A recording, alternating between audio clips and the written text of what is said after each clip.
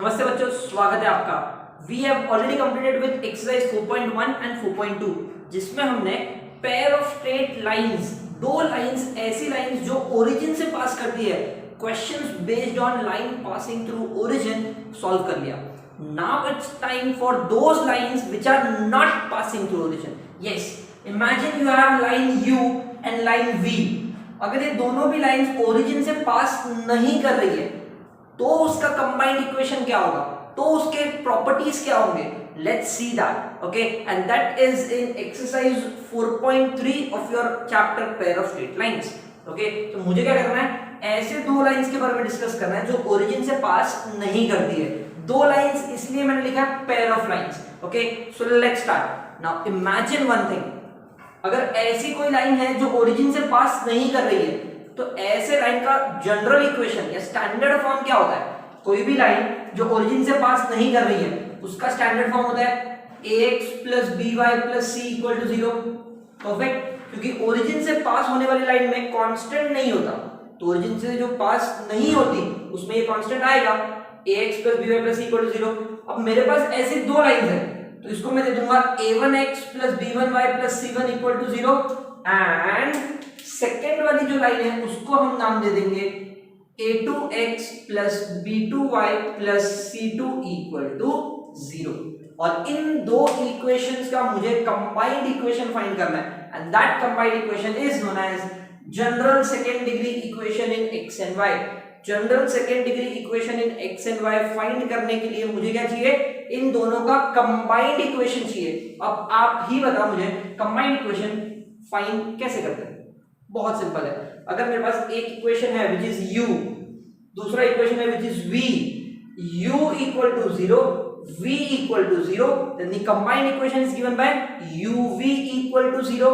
Correct, सो वही चीज मैं यहां पर करने वाला हूं। Let's start general second degree equation in x and y under chapter pair of straight lines exercise 4.3। ये एक बहुत इंपॉर्टेंट थ्योरम भी है जो एग्जाम में आता है।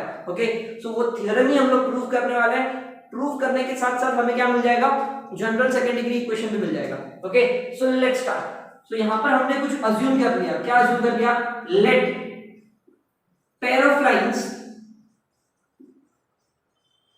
not passing through origin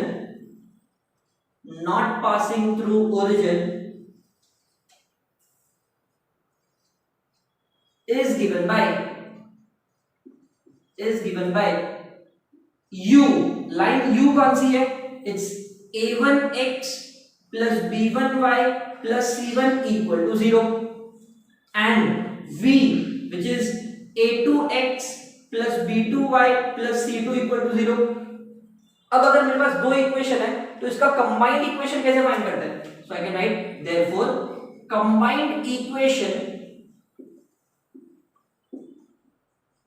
is given by u into v equal to 0। correct, u into v equal to 0 means what, it means that u कौन है आपका, it's a1x plus b1y plus c1 into a2x plus b2y plus c2 equal to 0। अब दो brackets को multiply कैसे करते हैं, first term into second bracket, second term into second bracket, third term into second bracket, वही करेंगे। पहले ये यहां मल्टीप्लाई करेंगे, सो a1x into second bracket a2x plus b2y plus c2, second term which is b1y multiplied by this a2x plus b2y plus c2 plus c1 into second bracket which is a2x plus b2y plus c2 equal to 0। अब open the brackets कर लो, a1 a2 x square a1 b2 x y a1 c2 x। Okay, next क्या मिलेगा, a2 b1 xy plus b1 b2 y square plus b1 c2 y। यहां क्या मिलेगा, I write it as a2 c1 x plus b2 c1 y plus c1 c2 equal to 0। तो इतने सारे terms मिले मुझे, कैसे मिले, इन सबको ओपन द ब्रैकेट्स मल्टीप्लाई करके। अब आपको क्या करना है, जितने भी कॉमन टर्म्स है उसको साथ में ले लो, जैसे कि अगर xy वाला कोई है तो उसको साथ में ले लो, correct. So I can write this as a1 a2 x square plus, देखो xy वाला ये भी है और ये भी है, so I write a1 a2 plus a2 b1 xy plus ये y स्क्वायर वाला है, सारे स्क्वायर वाले खत्म हो गए, अब x वाला कौन कौन है, ये दोनों, so I write a1 c2 plus a2 c1 x, y वाला कौन है, ये दोनों, so I write b1 c2 plus b2 c1 y plus c1 c2 equal to 0। तो जितने भी कॉमन टर्म्स थे वो आपको साथ में लेना है यहाँ पर, ओके, वो कर दिया। इसके बाद क्या करोगे, you know that a1 and a2 is a constant, ये भी कांस्टेंट है, ये भी कांस्टेंट है, दोनों का मल्टीप्लिकेशन भी एक कांस्टेंट आने वाला है, करेक्ट। सो इन दोनों को मिला के मैं इन दोनों का एक कॉमन नाम दे दूंगा, लेट a1 into a2, ये दोनों कांस्टेंट को एक नया कांस्टेंट विच इज a, ठीक है। सिमिलरली b1 into b2 को एक सिंगल नाम b दे सकते हैं, राइट है। तो इन दोनों का क्या करोगे, यहाँ पे दो लोग हैं, so I write as a1 b2 plus a2 b1 को कंबाइन करके मैं नाम दे दूंगा 2h। ये वही नाम है जो आप पहले भी दे चुके हो एक्सरसाइज 4.1 में, जब आपने होमोजेनियस सेकंड डिग्री इक्वेशन निकाला which was ax square plus 2hxy plus by square, exactly same, but यहाँ पर कुछ एक्स्ट्रा टर्म्स भी है तो उसका भी नाम देना पड़ेगा। सो इसका क्या दोगे, a1 c2 plus a2 c1, ये भी दो लोग हैं, इसको मैं दे दूंगा 2g। यहाँ पर b1 c2 plus b2 c1, इसको दे देंगे 2f, करेक्ट। सो 2g 2f और c1 c2 को एक सिंगल नाम दे दो c, okay. So if I combine every one of them, क्या मिलेगा, देखो I can write this as ax square plus 2hxy plus by square plus 2gx plus 2fy plus c equal to 0, and this equation is known as general second degree equation in x and y. General second degree equation is something different from your homogeneous equation। पता है क्यों, homogeneous equation सिर्फ इतना ही था, x square का term, ये भी power 2 होता है, इसका 1 पावर इसका 1 पावर मिलके 2 पावर, इसका भी पावर 2, सिंगल पावर और ये constant. This complete equation is known as general second degree equation in x and y। I hope this is clear। और इसकी खासियत क्या है पता है, जितने भी ज्योमेट्रिकल कंसेप्ट्स आप पढ़ते हो आपके 11th एंड 12th स्टैंडर्ड में, ये इक्वेशन, ये जो जनरल इक्वेशन है उन सब का इक्वेशन है, मतलब उन सब का पप्पा ऐसा समझ लो, correct. This general second degree equation holds each and every geometrical figure that you have studied। कैसे देख लो, आपने homogeneous second degree equation पढ़ा था, वो क्या था, ax square plus 2hxy plus by square equal to 0। That was homogeneous second degree equation passing through origin, correct। उसके बाद आपने सर्कल का इक्वेशन पढ़ा था 11th स्टैंडर्ड में, क्या था सर्कल का equation, x square plus y square equals to a square, मतलब x स्क्वायर होना चाहिए, y स्क्वायर होना चाहिए, कांस्टेंट होना चाहिए, x स्क्वायर होना चाहिए, y स्क्वायर होना चाहिए, कांस्टेंट होना चाहिए। अगर मैं इन तीनों को लेता हूं तो मुझे सर्कल का इक्वेशन मिलेगा, बाकी सब क्या बोलना पड़ेगा, h is 0, g is 0, f is 0, ऐसा बोलना पड़ेगा ताकि मुझे सर्कल का इक्वेशन मिल जाए। नॉट ओनली सर्कल, कोनिक्स आपने पढ़ा था, कोनिक्स में क्या पढ़ा था, पैराबोला, एलिप्स, हाइपरबोला, वो सब भी यहां पर आपको दिखाई देगा। देखो पैराबोला का इक्वेशन क्या था, it was y square equals to 4ax। इन दोनों को यूज अगर मैं करूं, y square equals to 4ax, बाकी सबको कैसे ना करके 0 कर दो, then you will get what you know, parabola का इक्वेशन। बट पैराबोला के दो इक्वेशन से, एक y square equals to 4ax और एक और था x square equals to 4by, मतलब x square होना चाहिए और 4by होना चाहिए। अगर इन दोनों को मैं यूज करूं तो भी मुझे पैराबोला का इक्वेशन मिलता है, गेट इट। इसी तरीके से जितने भी ज्योमेट्रिकल कांसेप्ट्स आपने पढ़े उन सबके इक्वेशंस आपको यहाँ पर इस इक्वेशन में दिखाई देगा। इसीलिए ये कहा जाता है general second degree equation in x and y. I hope this is clear, and this is the theorem proof that comes in exam for 3 to 4 marks. ये आपको पता होना चाहिए कि जनरल सेकंड डिग्री इक्वेशन को कैसे प्रूव करना है. चलो अब मैंने तो जनरल डिग्री इक्वेशन प्रूव कर दिया, बट फाइनली मुझे क्या चाहिए, मुझे पेयर ऑफ लाइंस का इक्वेशन चाहिए. तो क्या कहा जाता है पता है, this equation will represent pair of lines, no doubt. इसको आप पेयर ऑफ लाइंस का इक्वेशन बोल सकते हो, लेकिन इसको मैं पेयर ऑफ लाइंस का इक्वेशन तभी बोलूंगा जब ये सारे terms will have some value. अगर आप बोलोगे कि g, f और c जीरो हो गया, अरे जीरो हो गया तो फिर वो homogeneous equation passing through origin बन जाएगा ना, करेक्ट. अगर आप बोलो कि h जीरो हो गया, g और f जीरो हो गया, तो वो सर्कल का इक्वेशन बन जाएगा.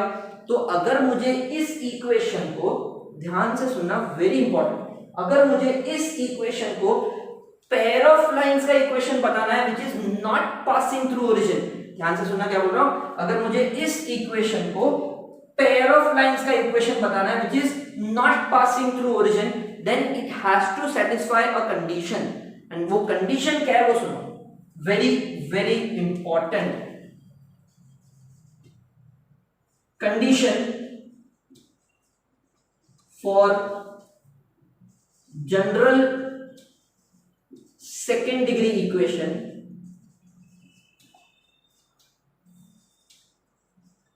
to represent pair of lines, to represent pair of lines is, वो कंडीशन क्या है सुनो ध्यान से, the condition is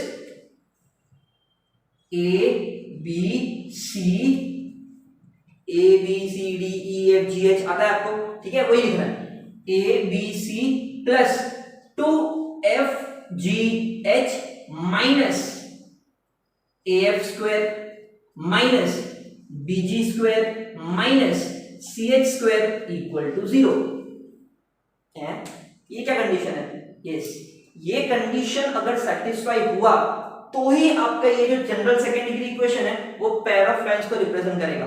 क्या बोला मैंने, अगर ये कंडीशन सेटिस्फाई होता है then and only then this second degree equation will represent a line passing through, sorry line not passing through का इक्वेशन. अदरवाइज वो सर्कल भी हो सकता है, कोनिक्स भी हो सकता है, कुछ भी हो सकता है. ओके, तो अगर इस इक्वेशन को मुझे pair of lines not passing through origin का बताना है तो ये कंडीशन सेटिस्फाई होना चाहिए. ओके, और ये कंडीशन आया कहां से, ये कंडीशन आता है एक डिटर्मिनेंट के कंडीशन से, and that is determinant of A B C F G H equal to 0. Actual में ये कंडीशन इस डिटर्मिनेंट से आता है. मैंने यहां पर इतने सारे कांस्टेंट्स अज्यूम किए हैं, A H B G F C, ये सारे के सारे कांस्टेंट्स हमने अज्यूम किए. ये कांस्टेंट्स को अगर मैं डिटर्मिनेंट में डाल के इसका आंसर इक्वल टू 0 लाऊं तो ही वो पेयर ऑफ लाइंस का इक्वेशन होगा, वरना वो पेयर ऑफ लाइंस का इक्वेशन नहीं होगा, करेक्ट. और वो डिटर्मिनेंट क्या है, A B C F G H, फिर से A B C F G H, C के आजू बाजू से स्टार्ट करने का, एफ जी एच. अगर आप ये डिटर्मिनेंट याद रख सको तो बहुत अच्छी बात है, और अगर डिटर्मिनेंट नहीं याद रख सको तो ये वाला इक्वेशन याद रखो. और ये वाला इक्वेशन याद रखना बहुत इजी है, मैं तो बोलता हूँ ये ज्यादा इजी है. बताता हूँ कैसे. आपको एबीसीडी तो आता है ना, क्या होता है, A B C D E F G H I J K, यही होता है, बस वही तो याद रखना है. A B C D E F, बीच में डी और ई को स्किप कर दिया. कितने अल्फाबेट स्किप किए मैंने, 2 अल्फाबेट स्किप किए. इसलिए तो लिखा है A B C D E F +2 कर दिया. ये +2 का मतलब आपको 2 अल्फाबेट स्किप करके सीधा एफ के पास जाना है. ओके, फिर से A B C D E F G H, A B C D E को स्किप करके +2 लिख दिया मैंने, ठीक है, 2 कदम आगे. So A B C plus 2 times of, 2 कदम आगे F G H, A B C D E F G H okay, so यहां तक आपको समझ गया। फिर क्या करना है, बहुत इजी है, माइनस ए एफ स्क्वायर, इसका पहला A F square minus B G square minus C H square, इसका पहला, इसका दूसरा, इसका तीसरा, माइनस कर दो, आंसर मिल जाएगा। Very easy. एबीसी प्लस 2 कदम आगे F G H minus A F square minus B G square minus C H square equal to 0। ये कंडीशन अगर सेटिस्फाई होता है, then and only then this equation will represent pair of lines not passing through origin. Otherwise ये एक general second degree equation है जो circle को भी रिप्रेजेंट करता है, लाइंस को भी रिप्रेजेंट करता है, कोनिक्स को भी रिप्रेजेंट करता है। Okay, so condition for straight lines is this, equation for straight lines is this. दोनों में फर्क है। ये क्या है, ये सिर्फ और सिर्फ कंडीशन है, और ये क्या है, ये इक्वेशन है। ओके, सो कैसे याद रखते हैं, अगर आपको ये याद रखना है तो कैसे याद रखोगे, सिंपल तरीका, एबीसी, सी के आजू बाजू से एफ जी एच। ओके, और अगर ये याद रखना है तो इसी को सॉल्व करके ये आता है। अगर आप इस डिटरमिनेंट को सॉल्व करोगे, डिटरमिनेंट सॉल्व करना आता है हमें, सिंपल, सो डिटरमिनेंट को सॉल्व करोगे तो ये आंसर मिलेगा। ओके, तो ये डायरेक्टली भी याद रख सकते हो, कैसे, एबीसी प्लस 2 कदम आगे डी और ई को skip, F G H minus A F square minus B G square minus C H square equal to 0। You have to remember this condition anyhow, you have to remember, ठीक है। So this was the first condition to represent this equation of pair of lines, ठीक है। अब मैं आपको कुछ properties बताने वाला हूं स्ट्रेट लाइंस के, जो हमें सम सॉल्व करने में काम आएंगे, और ये प्रॉपर्टीज आपने ऑलरेडी एक्सरसाइज नंबर 1 और एक्सरसाइज नंबर 2 में सीखा है। वही प्रॉपर्टीज मैं फिर से रिपीट करने वाला हूं, बट इस बार जो प्रॉपर्टीज हम बोलेंगे वो दो pair of lines not passing through origin के लिए बोलेंगे। Okay, so properties,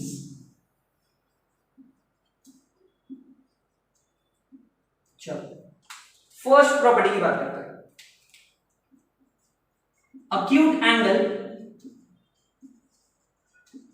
between pair of lines, acute angle between pair of lines, इन दोनों के बीच में जो एंगल बन रहा है उसका वैल्यू कितना होगा। ओके, और इस पॉइंट ऑफ इंटरसेक्शन को हम लोग P बोलते हैं। चलो, दो लाइंस के बीच में जो एंगल बनेगा अक्यूट एंगल, उसका आंसर क्या है, that acute angle is given by tan theta equals to 2 under root of x square minus ab upon a plus b। Yes, the same equation that I have already studied in your first and second exercise. Same चीज, homogeneous second degree equation passing through origin के लिए भी यही equation था, not passing through origin के लिए भी यही है, क्योंकि acute angle तो दो लाइंस के बीच में हो रहा है, वो origin से पास कर रहा है नहीं कर रहा फर्क नहीं पड़ता।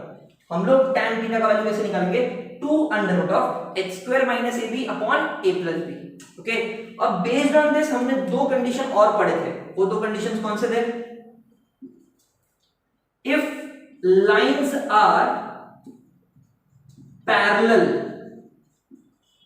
तो कंडीशन क्या था, अगर लाइंस पैरेलल है दोनों, ठीक है, लाइंस अगर दोनों पैरेलल है तो कैन आई से angle between them will be 0 degree. अगर tan थीटा 0 तो ये भी 0, और अगर ये 0 इसका मतलब numerator is 0, and numerator is 0 इसका मतलब x square minus ab is equal to 0। Okay, x square minus ab is equal to 0। So जब लाइंस पैरेलल होता है x स्क्वायर माइनस ab आपका हमेशा 0 ही होगा। क्यों होगा, बिकॉज थीटा 0 होता है, इंक्लिनेशन 0 होता है, दोनों के बीच में एंगल 0 होता है। अगर tan थीटा 0 तो न्यूमरेटर 0, और न्यूमरेटर 0 मतलब x स्क्वायर माइनस ab 0। ठीक है, एक चीज और याद रखना, x square minus ab root के अंदर है, इसका मतलब रूट के अंदर का वैल्यू कभी नेगेटिव नहीं होना चाहिए, रूट के अंदर का वैल्यू कभी नेगेटिव नहीं होना चाहिए। अगर रूट के अंदर का वैल्यू नेगेटिव हो गया तो वो पेयर ऑफ लाइंस का इक्वेशन ही नहीं है, रूट के अंदर का वैल्यू कभी नेगेटिव नहीं होना चाहिए। सो चाहो तो मैं यहां पर लिख लेता हूं ऑल्सो, ये कंडीशन तो है ही, also your x square minus ab should always be greater than equal to 0। ऐसे दो कंडीशंस है पेयर ऑफ लाइंस को प्रूव करने के। कौन से दो कंडीशंस, पहला तो ये वाला डिटरमिनेंट वाला, और दूसरा रूट के अंदर का वैल्यू कभी भी नेगेटिव नहीं होना चाहिए। h square minus ab should always be greater then और इक्वल टू 0। ठीक है, उसमें भी अगर वो इक्वल टू 0 हो गया तो लाइंस पैरेलल हो जाएगी, उसमें भी अगर वो इक्वल टू 0 हो गया तो लाइंस पैरेलल हो जाएगी। चलो ठीक है, तीसरा condition, if lines are perpendicular, if lines are perpendicular, ये वाला कंडीशन भी हमने सीखा था। लाइंस परपेंडिकुलर है मतलब tan 90 हो गया, क्योंकि theta will be 90 degree, right angle. tan 90 is infinity, not defined. इस वाले का आंसर नॉट डिफाइंड कब आएगा? जब आपका डिनोमिनेटर 0 होगा, और डिनोमिनेटर 0 होगा इसका मतलब क्या है इसे a plus B equal to 0। Denominator 0 इसका मतलब a plus B equal to 0। कभी कभी इसको ऐसा भी बोलते हैं a is equal to minus of b। ठीक है, इसका मतलब x स्क्वायर का कोएफिशिएंट और y स्क्वायर का कोएफिशिएंट दोनों एक दूसरे के नेगेटिव है। यहां पर 2, यहां पर -2, दोनों एक दूसरे के नेगेटिव है, उसको ऐड करोगे तो 0 आंसर आएगा। या फिर समझने के लिए दोनों एक दूसरे के नेगेटिव है, एक 5 तो दूसरा -5। Okay, x square and y square का coefficient, remember this, lines are perpendicular.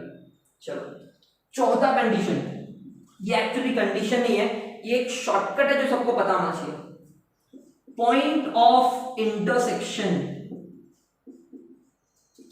Point of intersection, आपको दिख रहा होगा कि ये दो लाइंस आपस में एक पॉइंट पे इंटरसेक्ट होती है, दैट इज पॉइंट P। ये पॉइंट P का इंटरसेक्शन पॉइंट कौन सा होगा?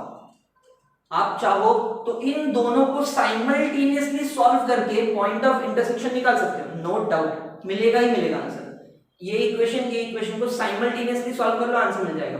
ओके, मान लो कि ये दोनों इक्वेशंस अलग अलग नहीं दिए है, ये दोनों अलग अलग नहीं दिए है और कंबाइंड इक्वेशन दिए है, तो फिर पॉइंट ऑफ इंटरसेक्शन कैसे निकालोगे? इन दैट केस क्या करना पड़ेगा पता है आपको? कंबाइंड इक्वेशन को तोड़ के, सेपरेट करके दो अलग अलग इक्वेशंस निकालना पड़ेगा। फिर वो दो इक्वेशंस मिलने के बाद दोनों को साइमल्टेनियसली सॉल्व करो, फिर आपको पॉइंट P का इक्वेशन मिलेगा, पॉइंट ऑफ इंटरसेक्शन। प्रोसेस कितना बड़ा हो जाएगा? पहले कंबाइंड इक्वेशन में से सेपरेट इक्वेशन ढूंढो, सेपरेट इक्वेशंस को फिर साइमल्टेनियसली सॉल्व करो, फिर आपको पॉइंट ऑफ इंटरसेक्शन मिलेगा। बट मैं यहां पर आपको एक शॉर्टकट देने वाला हूं जिससे यूजिंग दिस इक्वेशन इटसेल्फ, इस इक्वेशन की जो वैल्यूज है a b c f g h, सारा खेल इसमें ही है क्योंकि यही नंबर्स होंगे, बाकी सब तो कांस्टेंट है, x और y वेरिएबल है, वो कभी चेंज नहीं होता, तो यूजिंग कांस्टेंट्स ही हमें आंसर निकालना है। सो मैं आपको एक डायरेक्ट शॉर्टकट फॉर्मूला देने वाला हूं जिससे आप डायरेक्टली पॉइंट ऑफ इंटरसेक्शन बता सकते हो। कैसे बताओगे? ध्यान दो, point P x, y is given bye, आपको क्या करना है पता है? ये डिटर्मिनेंट तो आपने याद रख लिया, ठीक है। अब क्या करो, ये जो चार दिख रहे हैं, ये जो चार, इसको क्रॉस मल्टीप्लाई करो, HF माइनस BG। क्या करोगे क्या करोगे क्या करोगे? इन चारों को क्रॉस मल्टीप्लाई करो, HF माइनस BG। ओके, क्या आएगा देखो, HF माइनस BG, ये आपका न्यूमरेटर ऑफ x कोऑर्डिनेट, ये क्या है आपका न्यूमरेटर ऑफ x कोऑर्डिनेट, ठीक है। डिनोमिनेटर में क्या है? आपने अभी इन चारों को सॉल्व किया ना, अभी इन चारों को सॉल्व करो, AB minus H square, AB minus H square, चार लोगों का डिटर्मिनेंट लेने आता है cross multiplication, right. HF minus BG upon AB minus H square, this is your x coordinate of the point of intersection। y coordinate क्या होगा? 1 2 3 4, इन चारों को सॉल्व करना है, ओके। इन चारों को, इसको भूल जाओ, बीच वाले को भूल जाओ, 1 2 3 4 को सॉल्व करो। gh minus AF, gh minus AF upon denominator same है, AB माइनस एच स्क्वायर। देखो शॉर्टकट है, याद तो रखना पड़ेगा, और अगर याद नहीं रख सकते तो भाई लॉन्ग कट मेथड यूज करो, जनरल इक्वेशन को स्प्लिट करो, सेपरेट इक्वेशन फाइंड करो, फिर साइमल्टेनियसली सॉल्व करो, आंसर मिल जाएगा। और अगर शॉर्टकट तरीका याद रखना है तो इस पूरे जनरल इक्वेशन में से a h b g f c ये वैल्यूज तो आपको मिल जाएंगे। Using this value you can directly use a shortcut and the shortcut is what. इसको याद कैसे रखते हैं वो मैं बता रहा हूं। डिटरमिनेंट तो याद है, ठीक है, HF minus BG upon AB minus H square, ये x कोऑर्डिनेट मिला। y कोऑर्डिनेट कैसे मिलेगा, इन चारों को सॉल्व करना है। GH minus AF upon denominator same है AB minus H square. Now this will give you the point of intersection between two lines. ये जो मैंने फॉर्मूला आपको बताया, ये एंट्रेंस एग्जाम में बहुत काम आएगा, बहुत ज्यादा काम आएगा, बिकॉज वैल्यूज आपको पता होगी, आपको फॉर्मूला यूज करना है, आंसर निकालना है, दैट्स इट। ओके, सो अब तक हमने यहाँ पर क्या डिस्कस किया, हमने एक general second degree equation discuss किया which is not passing through origin. Okay, तो general second degree equation find करने के लिए क्या किया, दो इक्वेशंस को मल्टीप्लाई किया, you get a bigger equation and that equation is ax square plus 2hx square plus by square plus 2gx plus 2fy plus c equal to 0।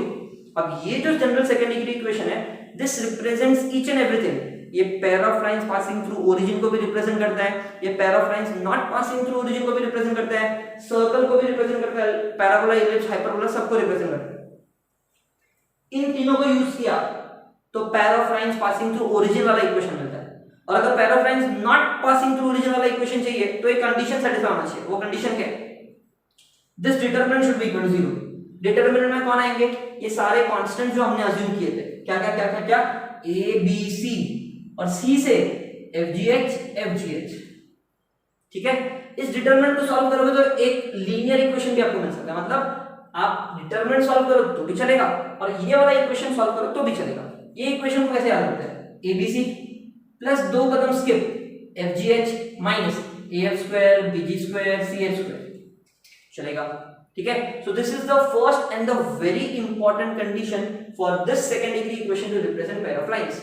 और दूसरा equation h square minus AB should always be greater than equal to 0, क्योंकि root के अंदर negative नहीं चलेगा, ठीक है। तो अब हमें pair of lines not passing through origin मिल गया। अब इन दो लाइंस का प्रॉपर्टीज, पहला प्रॉपर्टी, इन दोनों के बीच में कुछ एंगल बनने वाला है, तो उस अक्यूट एंगल का फॉर्मूला क्या है, tan theta is equals to 2 under root of h square minus ab upon a plus b।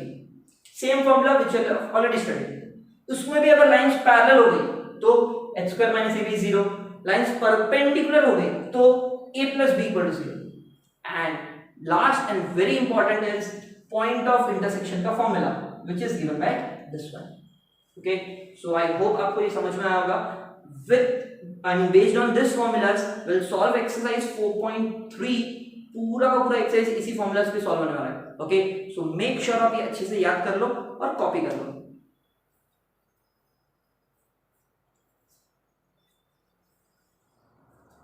So let's solve some questions based on condition that we have learned। हमने एक बहुत important condition पढ़ा, किसी भी lines को अगर pair of straight lines represent करना है, you have this condition ABC plus 2FGF minus AF square minus BG square minus CH square equal to 0। Now based on this let's solve questions। exercise 4.3 का question 2 start करते हैं। okay, it says what, show that this equation does not represents a pair of lines। मतलब ये equation pair of line को represent नहीं करना चाहिए, pair of line को रिप्रेजेंट नहीं करना चाहिए, मतलब जब मैं इसका लेफ्ट हैंड साइड सॉल्व करूंगा मुझे आंसर 0 नहीं मिलेगा। ओके, ठीक है। Now to get the value of a h b मुझे ये इक्वेशन को कंपेयर करना पड़ेगा। So what I'll write over here is comparing given equation with ax square plus 2hxy plus by square plus 2gx plus 2fy plus c equal to 0, we get क्या मिलेगा, a का value that is 1, a का value 1, 2h का value 2, so h will be equals to 1, b का value by square, y के साथ compare करो 2, 2g का वैल्यू 2 because 2gx होता है तो 2g का value 2, so g will be 1, 2f का value again it is 2, so f is 1 and c का वैल्यू 1। सारे वैल्यूज मिल गए, ठीक है। अब कंडीशन क्या है, therefore condition for pair of lines, condition for pair of lines is, it is ABC plus 2FGH minus AF square minus BG square minus CH square। आप चाहो तो ये डिटरमिनेंट भी सॉल्व कर सकते हो, मुझे ये ज्यादा बेटर लगता है, मैं ये सॉल्व करता हूँ, ठीक है। सो दे हैव A कितना 1, वो तो नहीं लिखा तो भी चलेगा, B कितना 2, C कितना 1 चलेगा, नहीं मत लिखो, 2 into F it's 1, G it's 1, H is 1, ठीक है। A 1, F का स्क्वायर 1 का square is 1, B is 2, G का स्क्वायर 1 का स्क्वायर, C is 1, H का square is 1। So let's solve this।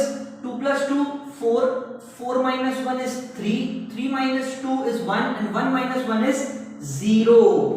It means वो लोग ने जो कंडीशन दिया था वो तो 0 हो गया। अगर कंडीशन 0 हुआ मतलब ये पेयर ऑफ लाइंस रिप्रेजेंट करना चाहिए, लेकिन क्वेश्चन में बोला है show that this equation does not represent a pair of line. अब ऐसा क्यों, कंडीशन तो सेटिस्फाई हो रहा है फिर भी वो पेयर ऑफ लाइंस नहीं है। इट्स बिकॉज मैंने आपको बताया था कि दो कंडीशंस थे, ये पहला कंडीशन करेक्ट और दूसरा कंडीशन क्या था, your h square minus ab should always be greater than equal to 0। अगर h square minus ab greater than equal to 0 है तो मैं बोल सकता हूं कि yes this equation is pair of lines, और अगर नहीं है तो pair of lines का इक्वेशन नहीं है। so what I write now, h square minus ab find करेंगे, okay.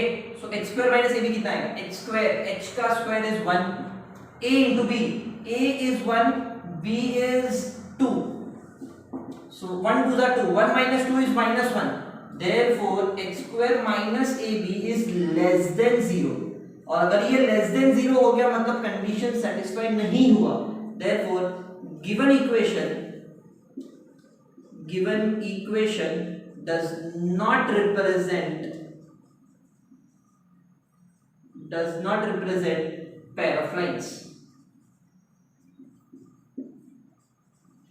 I hope this is clear। so अगर मुझे किसी भी इक्वेशन को पेयर ऑफ लाइंस रिप्रेजेंट करवाना है तो उसके दोनों कंडीशन सेटिस्फाई होना चाहिए, एक तो पहला ये वाला कंडीशन और दूसरा h square minus ab should also be greater than equal to 0। remember this, ठीक है। so I hope this question is clear। same question third one start करते हैं। it says what, show that the equation represents a pair of lines। अब मुझे ये prove करने की pair of lines का इक्वेशन है, सेम चीज क्या करोगे, सबसे पहले कंपेयरिंग करके वैल्यूज निकालो। so I'll write comparing above equation with, किससे कंपेयर करना है, ax square plus 2hxy plus by square plus 2gx plus 2fy plus c equal to 0। क्या क्या मिलेगा, a का वैल्यू कितना 2, 2h का वैल्यू कितना -1 मतलब h will be -half, perfect, ठीक है। b का वैल्यू कितना -3, 2g is -6 so g will be -3, 2f is 19 so f is 19 upon 2, c कितना -20, परफेक्ट, ठीक है। चलो ये सारे वैल्यूज तो मिल गए, अब क्या करना है, condition, therefore condition for pair of lines is ABC plus 2FGH minus AF square minus BG square minus CH square should be equal to 0। ठीक है, वो तो प्रूव करना है। Let's start. A का वैल्यू 2, B का वैल्यू -3, C का value -20 plus 2 into F, F is 19 upon 2, G is -3, H is -1 by 2 minus A F का स्क्वायर, A is 2, F का square is 19 by 2 into 19 by 2 minus BG square, B का value -3 तो minus minus plus कर देता हूं, G का square is 9, ठीक है। सो बी जी स्क्वायर, बी का वैल्यू -3 तो ये माइनस माइनस प्लस करके ये कर दिया, और जी का square is 9 minus C H square, C is -20 plus कर दिया, h का square is 1/4। Let's solve this, ये 2 कैंसिल हो जाएगा, ये 2 भी कैंसिल हो जाएगा, और ये 4 5 हो सकता है। So what I have 2 3 6, 6 into 20 120, minus minus plus, minus minus plus, ठीक है, 19 3 57/2, ठीक है, यहां पर 19 into 19 I have -361/2 plus 27 plus 5. Okay, so what I get over here is 120 plus 27, 147 plus 5, 147 plus 5 is 142, 57/2 minus 361/2, 57 minus 361 is -304/2, which will give me 152, and 152 minus 152 is 0. मतलब मैंने मेरा पहला कंडीशन तो प्रूव कर दिया, दिस वैल्यू इज 0, पहला condition proved, but एक और कंडीशन प्रूव करना पड़ेगा ना, also h square minus ab का वैल्यू कितना, h का square is 1/4 minus a into b, a is 2, b का value is -3, so 1/4 minus minus plus 6, 4 6 are 24 plus 1 is 25/4. Therefore, can I say h square minus ab is greater than equal to 0? Value positive. So can I say therefore given equation represents pair of lines, and that's the answer. ठीक है? So what I have to do is किसी भी equation को अगर pair of lines equation prove करना है तो आप क्या करोगे, पहले तो उसका कंडीशन सॉल्व कर लो, 0 आना चाहिए, सेकंड चीज h स्क्वायर माइनस ab भी ग्रेटर देन 0 आना चाहिए, that's it. ठीक है, so question 2, question 3, now let's solve for question 4. It says what, show that the equation represents a pair of lines. Same चीज करना है, पेयर ऑफ लाइंस प्रूव करना है, कैसे, पहले तो कंडीशन सॉल्व होना चाहिए, दूसरा आपका h square minus ab greater than 0 होना चाहिए, ठीक है. Also find the acute angle, मतलब एक्यूट एंगल का जो फॉर्मूला था tan थीटा वो भी मुझे सॉल्व करना है. चलो ठीक है, तो सबसे पहले तो एक काम करते हैं, इसको कंपेयर कर देते हैं, right. So comparing with ax square plus 2hxy plus by square plus 2gx plus 2fy plus c equal to 0, we get a का वैल्यू 2, 2h का value 1, so h is 1/2, b का वैल्यू -1, 2g का value is 1, so g will be 1/2, 2f का value is 4, so f will be 2, c का value is -3. Perfect. अब condition के लिए solve करना, right. Therefore condition for pair of lines is abc plus 2 times of fgh minus af square minus bg square minus ch square. Let's solve this. a कितना 2, b कितना -1, c कितना -3 plus 2 times of f is 2, g is 1/2, h is 1/2 minus af square, a is 2, f का square 4 होता है, bg square, b is -1 plus कर दो, g का square is 1/4, ch square, c is -3 तो प्लस 3 कर दिया, h का square is 1/4. What I get, minus minus plus, 2 3 6, 2 2 2 2 cancel, plus 1 minus 2 4 8 plus 1/4 plus 3/4 is 4/4 which is 1.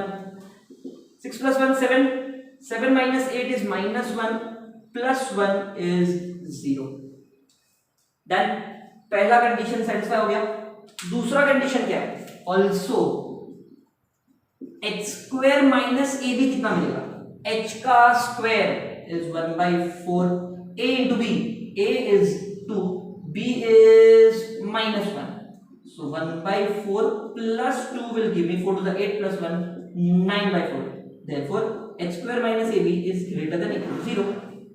ये भी प्रूव हो गया. It means given equation represents pair of lines. So first thing is what I have already proved. चलो एक काम तो हो गया, एक और काम बाकी है. Also find the acute angle. Therefore acute angle is given by क्या है formula? tan theta is equals to 2 under root of h square minus ab upon a plus b mod में, right?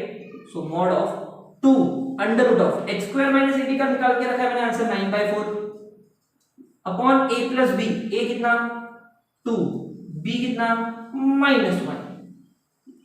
So 2 into root of 9/4 is 3/2. 2 minus 1 1 होता है, तो नीचे का नहीं लिखा तो भी चलेगा. mod and mod of 3 is 3. So tan theta का आंसर मुझे मिला 3. root of h square minus ab which was 9.4. root of 9/4 is 3/2. 2 to cancel. 2 minus 1 1 होता है. So theta कितना मिलेगा? It will be tan inverse of 3 and I'll write this as my answer. चाहो तो इसको बॉक्स में डाल दो. And this question if it comes for 3 to 4 marks, जिसमें आपको प्रूफ भी करना है कि वो पेयर ऑफ स्ट्रेट लाइंस का इक्वेशन है और ये भी बता देंगे एक्यूट एंगल कितना है. सो एक्यूट एंगल मुझे मिला tan inverse of 3. Okay, so यहाँ पर हमने 3 क्वेश्चंस एक साथ सॉल्व किया, second, third and fourth, because all of them were similar to each other based on this condition. Okay, copy कर लो, फिर स्टार्ट करते हैं नेक्स्ट इक्वेशंस.